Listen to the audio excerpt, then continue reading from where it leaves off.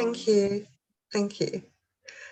Um, I'm going to give you a very, very brief ex I can't even get my words out, explanation about um, a bit about the poem, because I think it can come across as being a bit obscure. So essentially, I wrote it. I started writing it about 3 months ago, and I sort of went back to it 2 days ago and finished it. 2 or 3 days ago, I think, maybe longer. It's untitled. I don't yet know what to call it, and it starts off the opening paragraph. And the reason why I'm explaining it to you is because so many people are from America and they don't know the history of the Caribbean. And the history of the Caribbean is that obviously slaves were brought from Africa.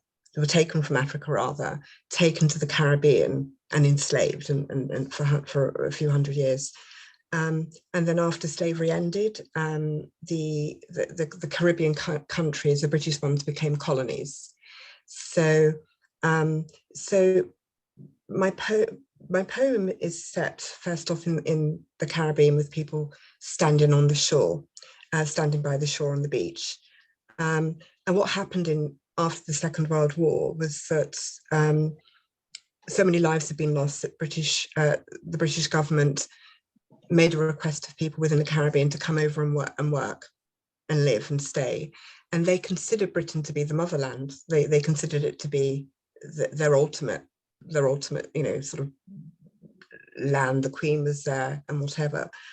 And when they came and when they arrived in the 50s and 60s, 40s, 50s and 60s, they thought that they would be welcomed with open arms, but there was a great deal of hostility towards the Black Caribbean people who arrived here. There was a lot of hatred towards them. They didn't want them here, rather like the situations that we have going on at the moment. So their dreams, I suspect, were shattered to a greater extent. So what I did then was I was juxtaposing it with I just sort of perceived the fact that there are two journeys here. There was a journey of the Caribbean people to Britain by ship, predominantly, mostly, in the 40s, 50s and 60s. And then the journey of the slaves by ship from Africa to the Caribbean and also to the USA. So yeah, that's my, would you like me to share my screen or not? Would you like me to share my screen? Okay, hang on. There we go. Can you see it? Can you see it?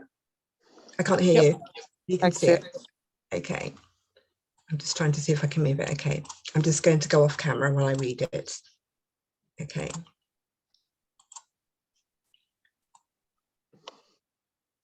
We stood afore in soft, translucent grains of crystalline comfort, the undulating rise and fall and swell of crashing wave, reflecting in our common selves the dread desire for another life. A salty warmth enfolds the thirst-quenched glist of crassiflora ebony form.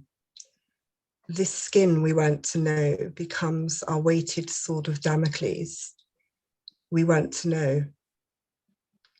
Imbued in us a fear and loss of distant, sacred other motherland, swept towards and forward in anticipative longing for a place imprecisely revered, and spoken of in hushed and muted tones, as if by the telling it would transmute and drown into the ocean catacombs replete with the bones of our ancestral line. We weren't to know. For if we had, the dreams of fabled Albion would dissipate to ash and silt and rust, as did corrosive bonds borne by our sorrowed and courageous forehearts.